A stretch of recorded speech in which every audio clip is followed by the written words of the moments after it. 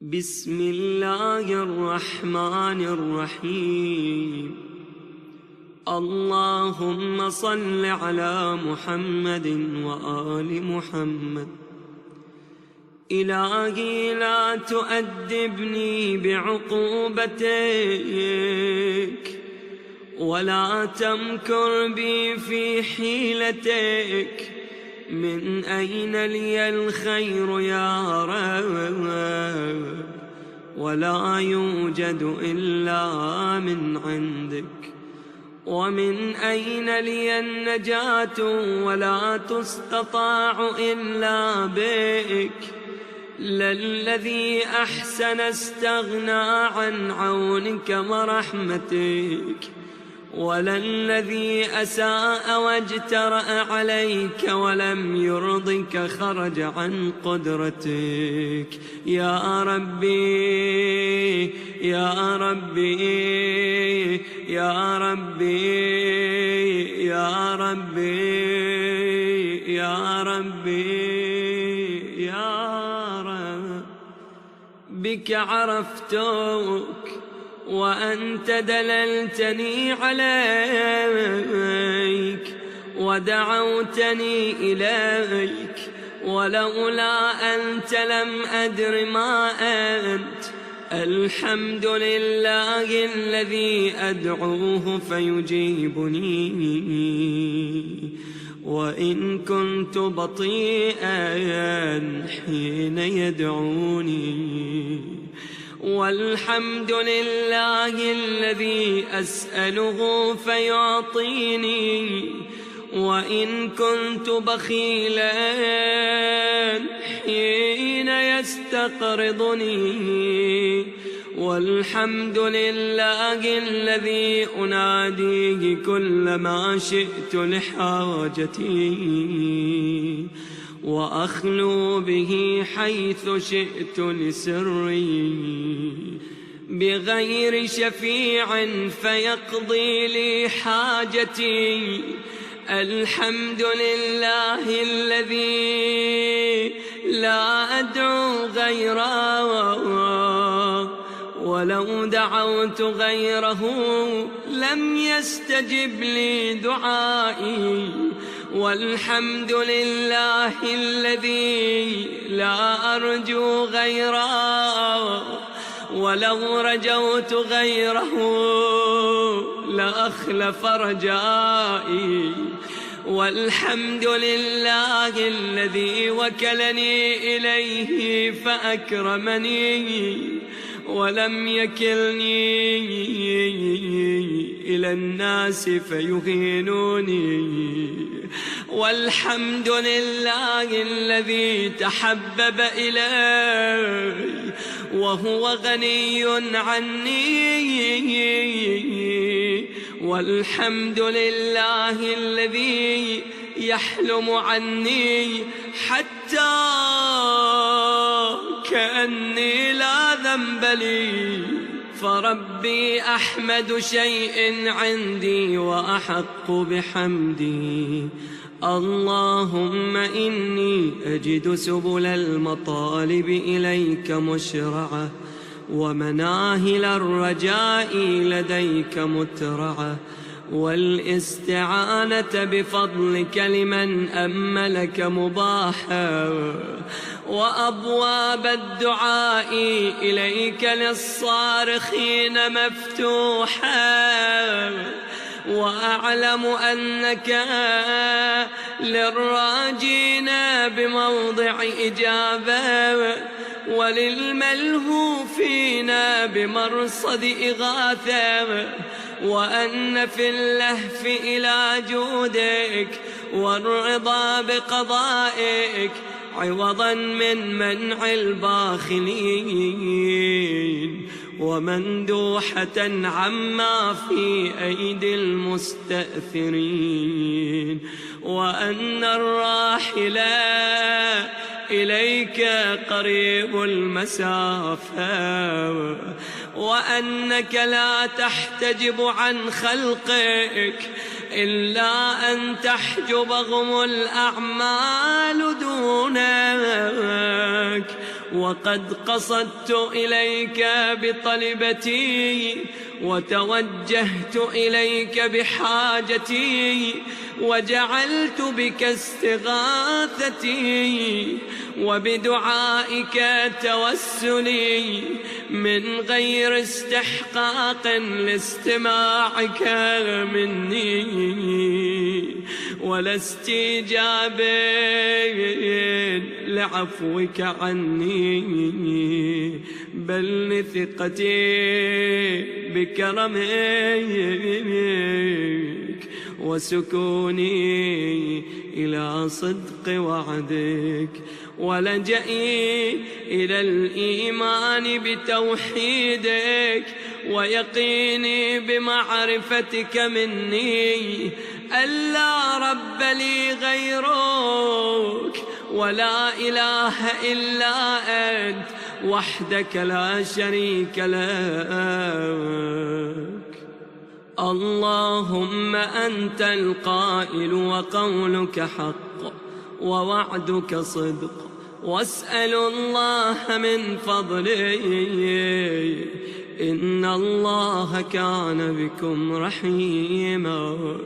وليس من صفاتك يا سيدي أن تأمر بالسؤال وتمنع العطية، وأنت المنان بالعطيات على أهل مملكتك والعائد عليهم بتحنن رأفتك. إلهي ربيتني في نعمك وإحسانك صغيرا ونوهت باسمي كبيرا، فيا من رباني في الدنيا بإحسانه وتفضله ونعمه وأشار لي في الآخرة إلى عفوه وكرمه.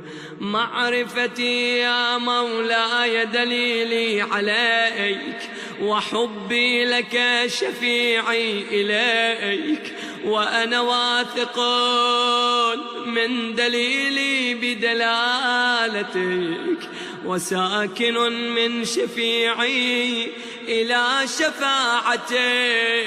أدعوك يا سيدي بلسان قد أخرسه ذنبه، ربي أناجيك بقلب قد أوبقه جرمه. أدعوك يا ربي راهبا راغبا راجيا خائفا، إذا رأيت مولاي ذنوبي فزعت، وإذا رأيت كرمك طمعت. فإن عفوت فخير راحم، وإن عذبت فغير ظالم. حجتي يا الله في جرأتي على مسألتك، مع إتياني ما تكره جودك وكرمك، وعدتي في شدتي مع قلة حيائي رأفتك ورحمتك. وقد رجوت ألا تخيب بين ذين وذين منيتي، فحقق رجائي واسمع دعائي يا خير من دعا غداع، وأفضل من رجاه راج. عظم يا سيدي أملي وساء عملي، فأعطني من عفوك بمقدار أملي، ولا تؤاخذني بأسوأ عملي، فإن كرمك يجل عن مجازات المذنبين، وحلمك يكبر عن مكافأة المقصرين. وأنا يا سيدي عائذ بفضلك، هارب منك إليك، متنجز ما وعدت من الصفح عمن أحسن بك ظنا. وما أنا يا رب وما خطري، هبني بفضلك وتصدق علي بعفوك. أي رب جللني بسترك، واعف عن توبيخي بكرم وجهك. فلو اطلع اليوم على ذنبي غيرك ما فعلته، ولو خفت تعجيل العقوبة لاجتنبته. لا لأنك أهون الناظرين إلي وأخف المطلعين علي، بل لأنك يا رب خير الساترين وأحكم الحاكمين وأكرم الأكرمين. ستار العيوب، غفار الذنوب، علام الغيوب، تستر الذنب بكرمك وتؤخر العقوبة بحلمك. فلك الحمد على حلمك بعد علمك، وعلى عفوك بعد قدرتك. ويحملني ويجرئني على معصيتك حلمك عني، ويدعوني إلى قلة الحياة سترك علي، ويسرعني إلى التوثب على محارمك. معرفتي بسعة رحمتك وعظيم عفوك. يا حليم يا كريم يا حي يا قيوم، يا غافر الذنب يا قابل التوب، يا عظيم المن يا قديم الإحسان. أين سترك الجميل؟ أين عفوك الجليل؟ أين فرجك القريب؟ أين غياثك السريع؟ أين رحمتك الواسعة؟ أين عطاياك الفاضلة؟ أين مواهبك الهنيئة؟ أين صنائعك السنية؟ أين فضلك العظيم؟ أين منك الجسيم؟ أين إحسانك القديم؟ أين كرمك يا كريم؟ به وبمحمد وآل محمد فاستنقذني، وبرحمتك فخلصني. يا محسن يا مجمل يا منعم يا مفضل، لست أتكل في النجاة من عقابك على أعمالنا، بل بفضلك علينا، لأنك أهل التقوى وأهل المغفرة. تبدئ بالإحسان نعما وتعفو عن الذنب كرما، فما ندري ما نشكر، أجميلا ما تنشر أم قبيحة ما تستر، أم عظيم ما أبليت وأوليت، أم كثير ما منه نجيت وعافيت. يا حبيب من تحبب إليك، ويا قرة عين من لاذ بك وانقطع إليك. أنت المحسن ونحن المسيئون، فتجاوز يا رب عن قبيح ما عندنا بجميل ما عندك. وأي جهل يا رب لا يسعه جودك، أو أي زمان أطول من أناتك، وما قدر أعمالنا في جنب نعمك، وكيف نستكثر أعمالا نقابل بها كرمك، بل كيف يضيق على المذنبين ما وسعهم من رحمتك. يا واسع المغفرة، يا باسط اليدين بالرحمة، فوعزتك يا سيدي لو انتظرتني ما برحت من بابك، ولا كففت عن تملقك لمن تغى إلي من المعرفة بجودك وكرمك. وأنت الفاعل لما تشاء، تعذب من تشاء بما تشاء كيف تشاء، وترحم من تشاء بما تشاء كيف تشاء. لا تسأل عن فعلك، ولا تنازع في ملكك، ولا تشارك في أمرك، ولا تضاد في حكمك، ولا يعترض عليك أحد في تدبيرك.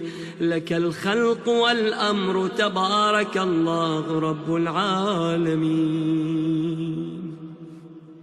يا رب هذا مقام من لاذ بك واستجار بكرمك، وألف إحسانك ونعمك.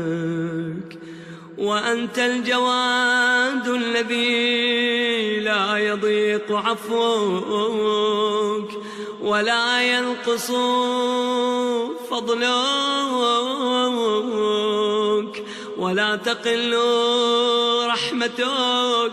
وقد توثقنا منك بالصفح القديم والفضل العظيم والرحمة الواسعة، أفتراك يا ربي تخلف ظنوننا أو تخيب آمالنا؟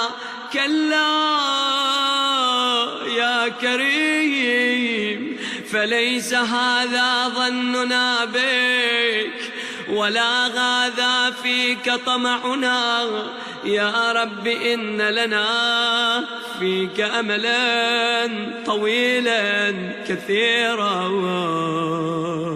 إن لنا فيك رجاء عظيما. عصيناك ونحن نرجو أن تسترها علينا، ودعوناك ونحن نرجو أن تستجيب لنا، فحقق رجاءنا مولانا. فقد علمنا ما نستوجب بأعمالنا، ولكن علمك فينا وعلمنا بأنك لا تصرفنا عنك حثنا على الرغبة إليك، وإن كنا غير مستوجبين لرحمتك فأنت أهل أن تجود علينا وعلى المذنبين بفضل سعتك، فامنن علينا بما أنت أهله وجد علينا فإنا محتاجون إلى نيلك يا غفار. بنورك اهتدينا وبفضلك استغنينا وبنعمتك أصبحنا وأمسينا، ذنوبنا بين يديك نستغفرك اللهم منها ونتوب إليك، تتحبب إلينا بالنعم ونعارضك بالذنوب. خيرك إلينا نازل وشرنا إليك صاعد، ولم يزل ولا يزال ملك كريم يأتيك عنا بعمل قبيح، فلا يمنعك ذلك من أن تحوطنا بنعمك وتتفضل علينا بآلائك. فسبحانك ما أحلمك وأعظمك وأكرمك، مبدئا ومعيدا تقدست أسماؤك وجل ثناؤك وكرم صنائعك وفعالك. أنت إلهي أوسع فضلا وأعظم حلما من أن تقايسني بفعلي وخطيئتي، فالعفو العفو العفو سيدي سيدي سيدي. اللهم اشغلنا بذكرك وأعذنا من سخطك وأجرنا من عذابك وارزقنا من مواهبك وأنعم علينا من فضلك وارزقنا حج بيتك وزيارة قبر نبيك صلواتك ورحمتك ومغفرتك ورضوانك عليه وعلى أهل بيته، إنك قريب مجيب. وارزقنا عملا بطاعتك وتوفنا على ملتك وسنة نبيك صلى الله عليه وآله. اللهم اغفر لي ولوالدي وارحمهما كما ربياني صغيرا، اجزهما بالإحسان إحسانا وبالسيئات غفرانا. اللهم اغفر للمؤمنين والمؤمنات الأحياء منهم والأموات، وتابع بيننا وبينهم بالخيرات. اللهم اغفر لحينا وميتنا وشاهدنا وغائبنا، ذكرنا وأنثانا، صغيرنا وكبيرنا، حرنا ومملوكنا. كذب العادلون بالله وضلوا ضلالا بعيدا وخسروا خسرانا مبينا. اللهم صل على محمد وآل محمد، واختم لي بخير واكفني ما أهمني من أمر دنياي وآخرتي، ولا تسلط علي من لا يرحمني، واجعل علي منك واقية باقية، ولا تسلبني صالح ما أنعمت به علي، وارزقني من فضلك رزقا واسعا حلالا طيبا. اللهم احرسني بحراستك واحفظني بحفظك واكلأني بكلاءتك وارزقني حج بيتك الحرام في عامنا هذا وفي كل عام، وزيارة قبر نبيك والأئمة عليهم السلام، ولا تخلني يا رب من تلك المشاهد الشريفة والمواقف الكريمة. اللهم تب علي حتى لا أعصيك، وألهمني الخير والعمل به وخشيتك بالليل والنهار ما أبقيتني يا رب العالمين. اللهم إني كلما قلت قد تهيأت وتعبأت وقمت للصلاة بين يديك وناجيتك ألقيت علي نعاسا إذا أنا صليت، وسلبتني مناجاتك إذا أنا ناجيت. ما لي كلما قلت قد صلحت سريرتي وقربا من مجالس التوابين مجلسي، عرضت لي بلية أزالت قدمي وحالت بيني وبين خدمتك سيدي.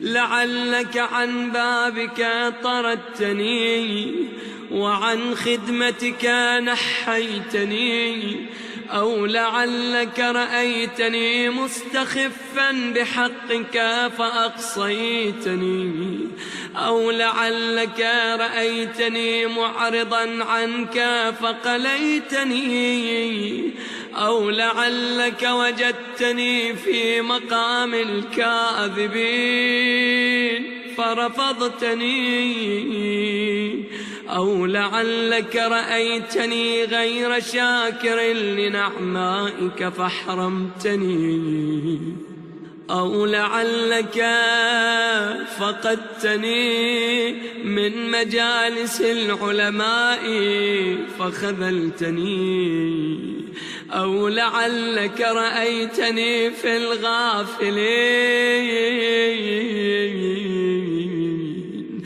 فمن رحمتك آيستني، أو لعلك رأيتني آلف مجالس البطالين فبيني وبينهم خليتني، أو لعلك لم تحب أن تسمع دعائي فباعدتني، أو لعلك بجرمي وجريرتي كافيتني، أو لعلك بقلة حيائي منك جازيتني. فإن عفوت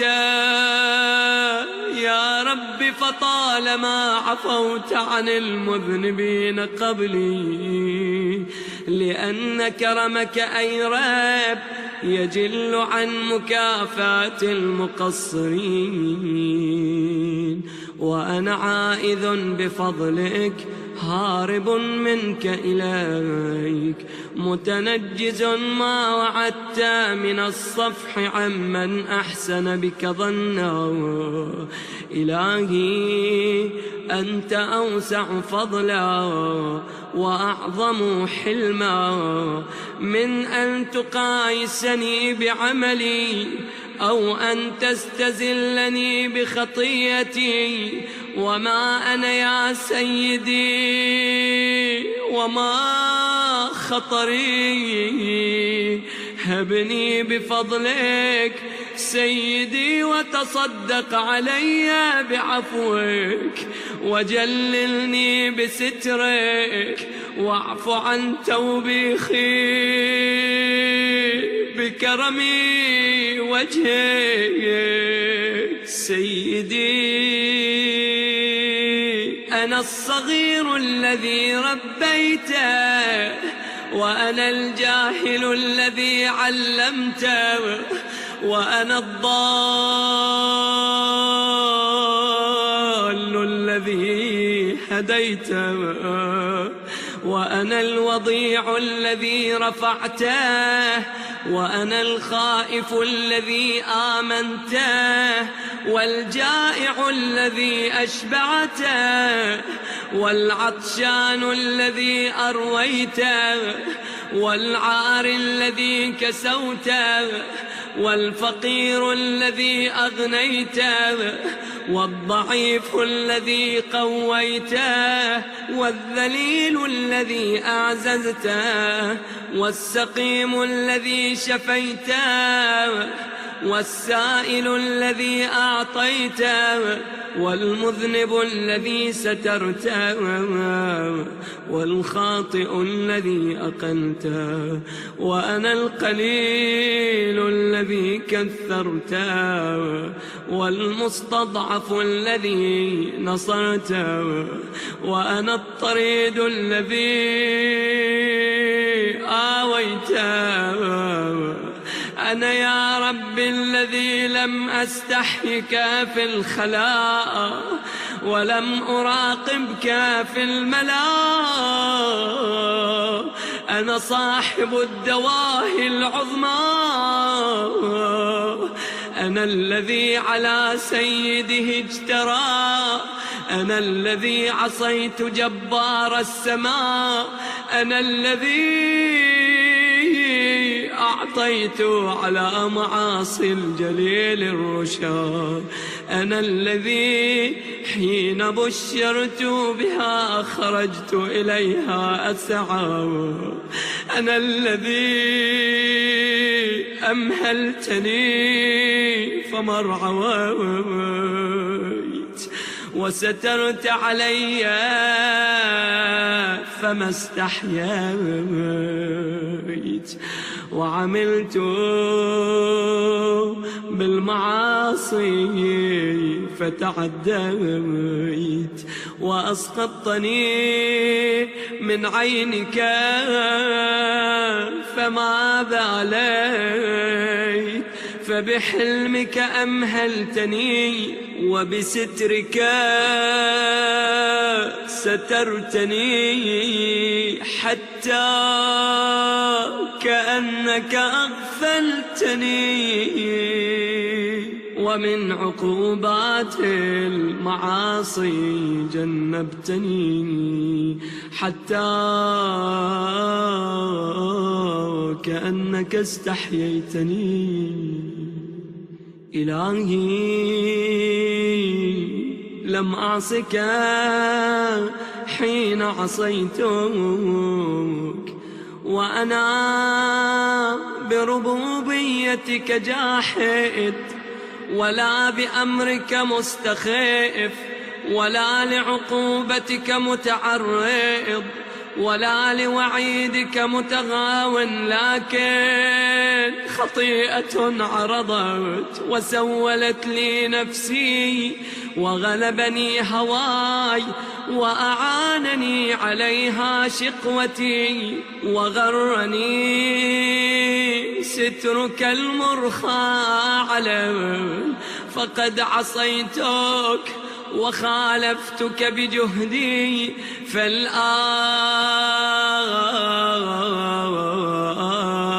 من عذابك من يستنقذني، ومن أيدي الخصماء غدا من يخلصني، وبحبل من أتصل إن أنت قطعت حبلك عني، فوا سوءتا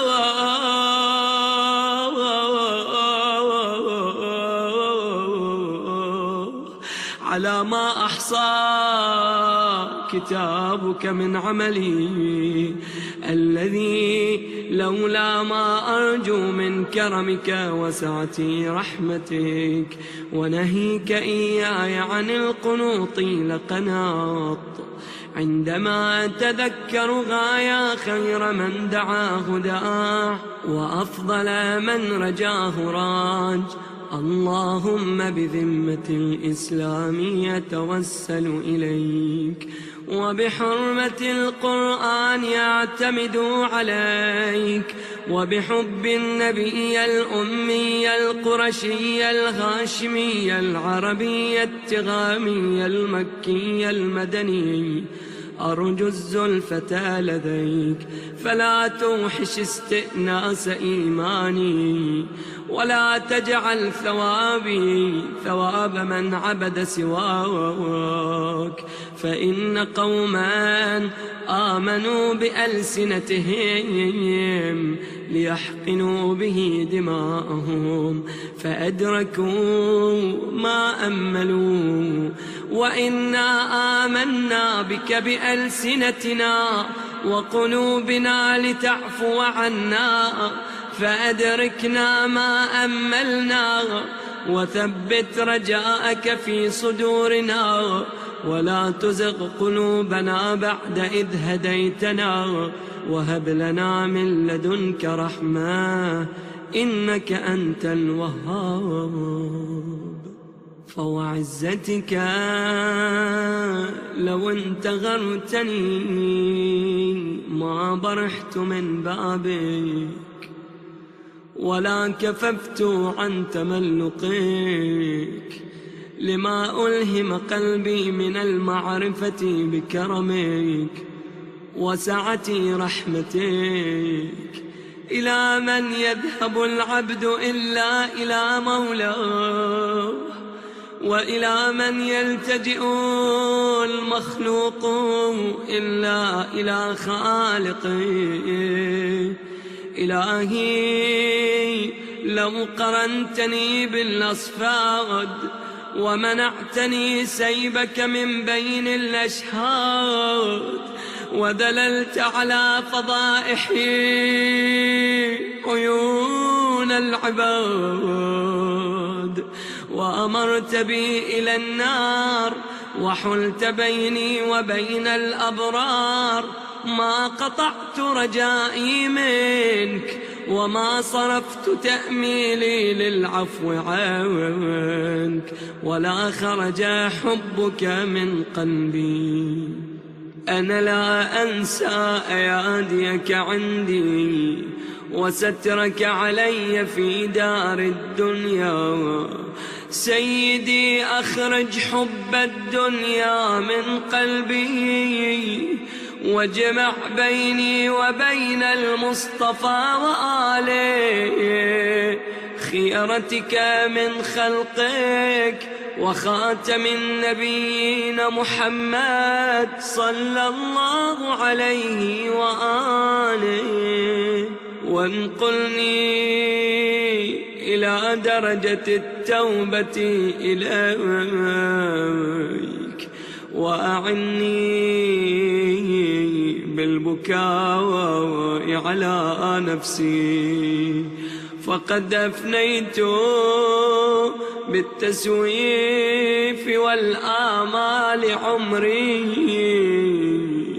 وقد نزلت منزلة الآيسين من خيري، فمن يكون أسوأ حالا مني إن أنا نقلت على مثل حالي إلى قبر لم أمهده لرقدتي، ولم أفرشه بالعمل الصالح لضجعتي، وما لي لا أبكي ولا أدري إلى ما يكون مصيري، وأرى نفسي تخادعني وأيامي تخاتلني، وقد خفقت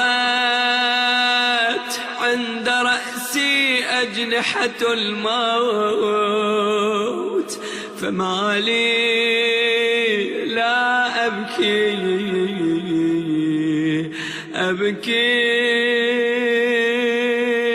لخروج نفسي، أبكي لظلمة قبري، أبكي لضيق لحدي، أبكي لسؤال منكر ونكير إياه، أبكي لخروجي من قبري عريانا ذليلا حاملا الثقل على ظهري، أنظر مرة عن يميني وأخرى عن شمالي، إذ الخلائق في شأن غير شأني، لكل امرئ منهم يومئذ شأن يغنيه، وجوه يومئذ مسفرة ضاحكة مستبشرة، ووجوه يومئذ عليها غبرة ترهقها قترة وذلة. سيدي عليك معولي ومعتمدي ورجائي وتوكلي، وبرحمتك تعلقي، تصيب برحمتك من تشاء، وتهدي بكرامتك من تحب. فلك الحمد على ما نقيت من الشرك قلبي، ولك الحمد على بسط لساني، أفبلساني هذا الكال أشكرك، أم بغاية جهدي في عملي أرضيك؟ وما قدر لساني يا رب في جنب شكرك، وما قدر عملي في جنب نعمك وإحسانك. إلهي إن جودك بسط أملي، وشكرك قبل عملي. سيدي إليك رغبتي، وإليك رهبتي، وإليك تأميلي، وقد ساقني إليك أملي، وعليك يا واحدي عكفت همتي، وفيما عندك انبسطت رغبتي، ولك خالص رجائي وخوفي، وبك أنست محبتي، وإليك ألقيت بيدي، وبحبل طاعتك مددت رهبتي. يا مولاي بذكرك عاش قلبي، وبمناجاتك بردت ألم الخوف عني. فيا مولاي ويا مؤملي ويا منتهى سؤلي، فرق بيني وبين ذنب المانع لي من لزوم طاعتك، فإنما أسألك لقديم الرجاء فيك، وعظيم الطمع منك، الذي أوجبته على نفسك من الرأفة والرحمة. فالأمر لك وحدك لا شريك لك، والخلق كلهم عيالك وفي قبضتك، وكل شيء خاضع لك، تباركت يا رب العالمين. إلهي ارحمني إذا انقطعت حجتي، وكل عن جوابك لساني، وطاش عند سؤالك إياي لبي. فيا عظيم رجائي لا لا تخيبني إذا اشتدت فاقتي،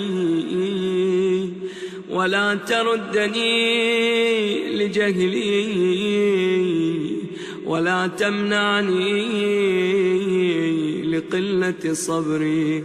أعطني لفقري وارحمني لضعفي، سيدي عليك معتمدي ومعولي ورجائي وتوكلي، وبرحمتك تعلقي، وبفنائك أحط رحلي، وبجودك أقصد طلبتي، وبكرمك أي رب أستفتح دعائي، ولديك أرجو فاقتي، وبغناك أجبر عيلتي، وتحت ظل عفوك قيامي، وإلى جودك وكرمك أرفع بصري، وإلى معروفك أديم نظري. فلا تحرقني بالنار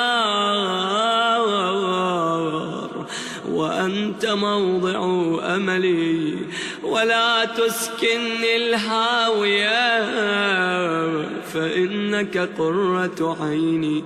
يا سيدي لا تكذب ظني بإحسانك ومعروفك، فإنك ثقتي، ولا تحرمني ثوابك، فإنك العارف بفقري. إلهي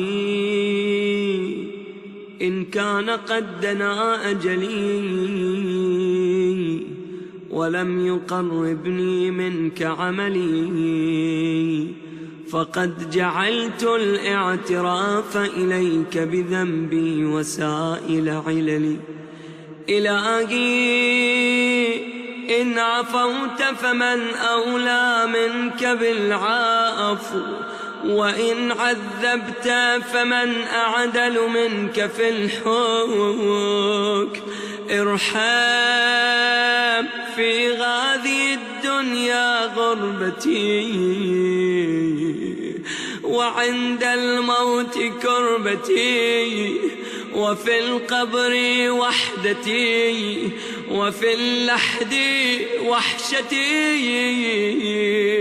وإذا نشرت للحساب بين يديك ذل موقفي. واغفر لي ما خفي على الآدميين من عملي، وأدم لي ما به سترتني،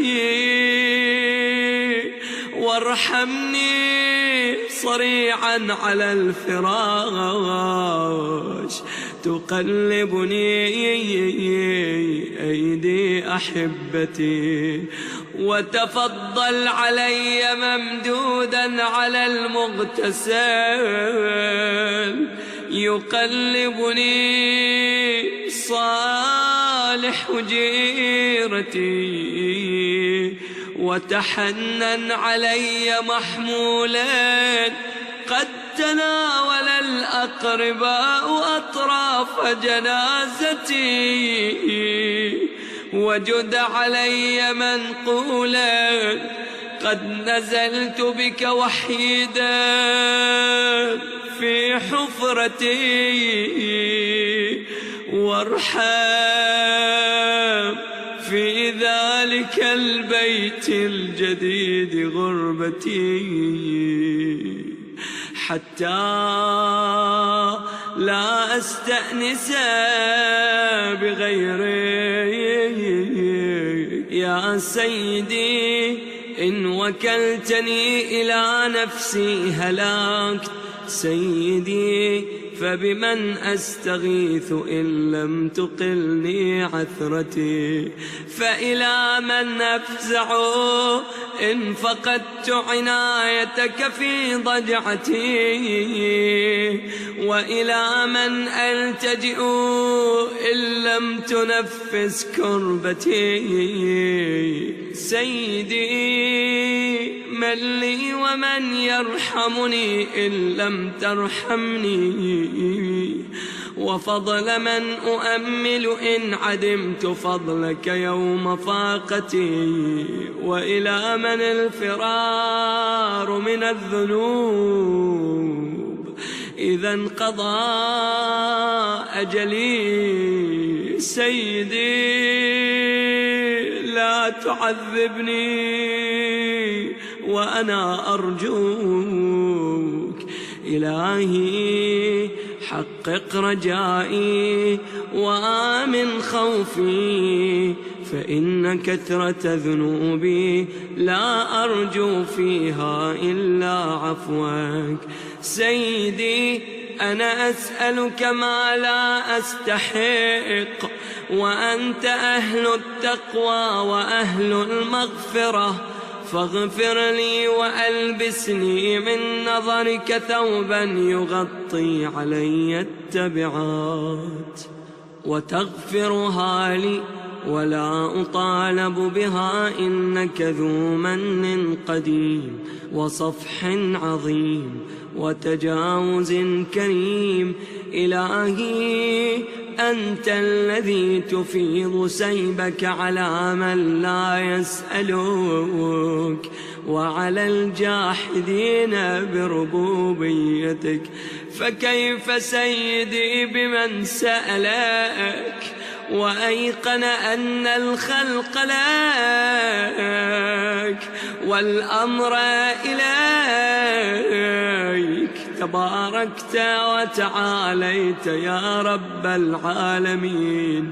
سيدي عبدك ببابك أقامته الخصاصة بين يديك، يقرع باب إحسانك بدعائه، فلا تعرض بوجهك الكريم عني، واقبل مني ما أقول، فقد دعوت بهذا الدعاء، وأنا أرجو ألا تردني معرفة مني برأفتك ورحمتك. إلهي أنت الذي لا يحفيك سائل ولا ينقصك نائل، أنت كما تقول وفوق ما نقول. اللهم إني أسألك صبرا جميلا وفرجا قريبا وقولا صادقا وأجرا عظيما. أسألك يا رب من الخير كله ما علمت منه وما لم أعلم. أسألك اللهم من خير ما سألك منه عبادك الصالحون، يا خير من سئل وأجود من أعطى. أعطني سؤلي في نفسي وأهلي ووالدي وولدي وأهل حزانتي وإخواني فيك، وأرغد عيشي وأظهر مروتي وأصلح جميع أحوالي، واجعلني ممن أطلت عمره وحسنت عمله وأتممت عليه نعمتك ورضيت عنه وأحييته حياة طيبة في أدوم السرور وأسبغ الكرامة وأتم العيش. إنك تفعل ما تشاء ولا تفعل ما يشاء غيرك. اللهم خصني منك بخاصة ذكرك، ولا تجعل شيئا مما أتقرب به في آناء الليل وأطراف النهار رياء ولا سمعة ولا أشرا ولا بطرا، واجعلني لك من الخاشعين. اللهم أعطني السعة في الرزق والأمن في الوطن وقرة العين في الأهل والمال والولد، والمقام في نعمك عندي، والصحة في الجسم، والقوة في البدن، والسلامة في الدين. واستعملني بطاعتك وطاعة رسولك محمد صلى الله عليه وآله أبدا ما استعمرتني، واجعلني من أوفر عبادك عندك نصيبا في كل خير أنزلته وتنزله في شهر رمضان في ليلة القدر، وما أنت منزله في كل سنة من رحمة تنشرها، وعافية تلبسها، وبلية تدفعها، وحسنات تتقبلها، وسيئات تتجاوز عنها. وارزقني حج بيتك الحرام في عامنا هذا وفي كل عام، وارزقني رزقا واسعا من فضلك الواسع، واصرف عني يا سيدي الأسواق، واقض عني الدين والظلامات حتى لا أتأذى بشيء من، وخذ عني بأسماع وأبصار أعدائي وحسادي والباغين علي، وانصرني عليهم، وأقر عيني، وفرح قلبي، واجعل لي من همي وكربي فرجا ومخرجا، واجعل من أرادني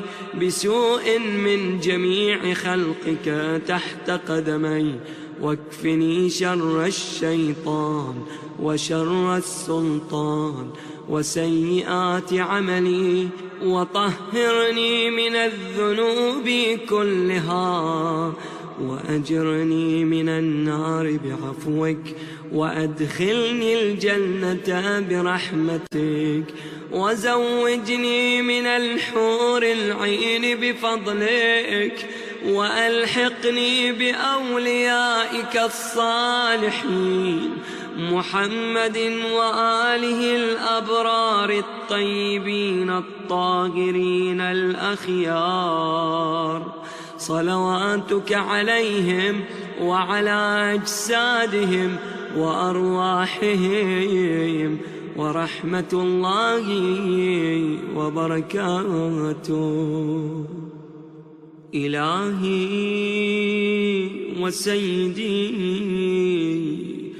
وعزتك وجلالك، لئن طالبتني بذنوبي لأطالبنك بعفوك، ولئن طالبتني بلؤمي لأطالبنك بكرمك، ولئن أدخلتني النار لأخبرن أهل النار بحبي لك.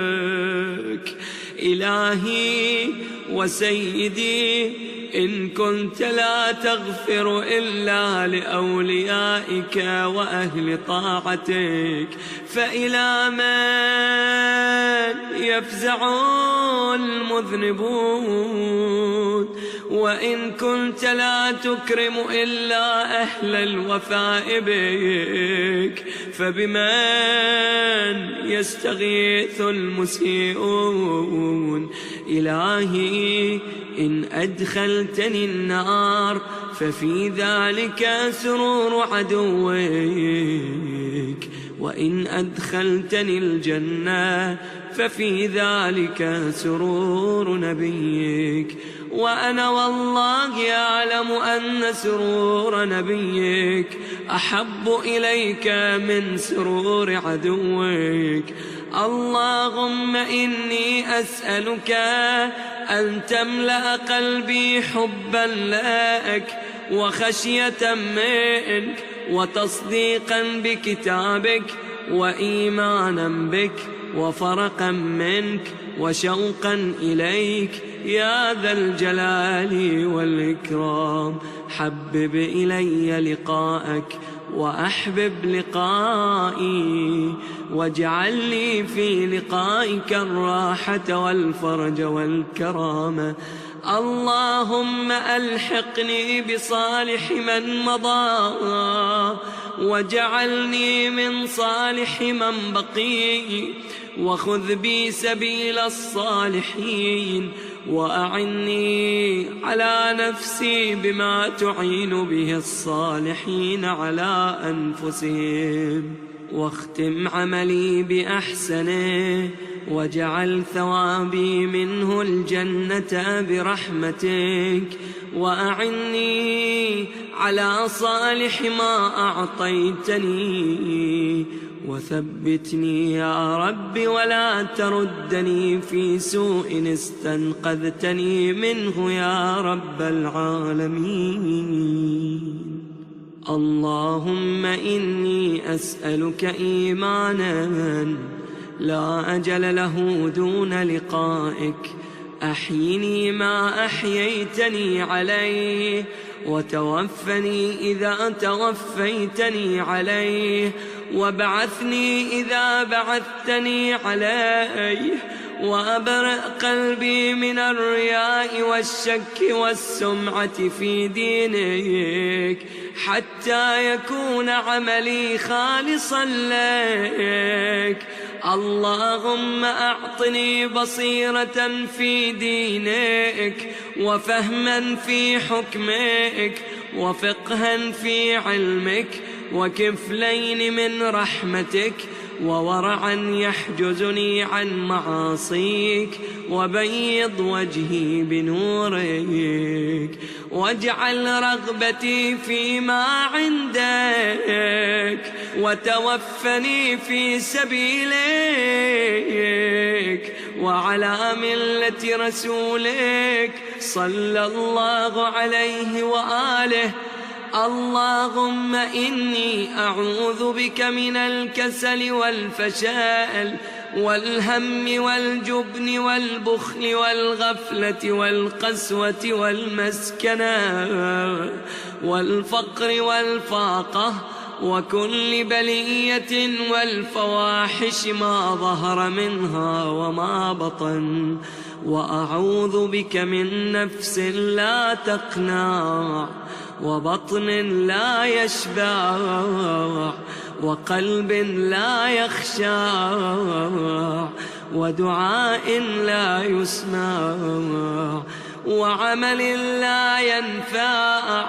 وأعوذ بك يا رب على نفسي وديني ومالي وعلى جميع ما رزقتني من الشيطان الرجيم، إنك أنت السميع العليم.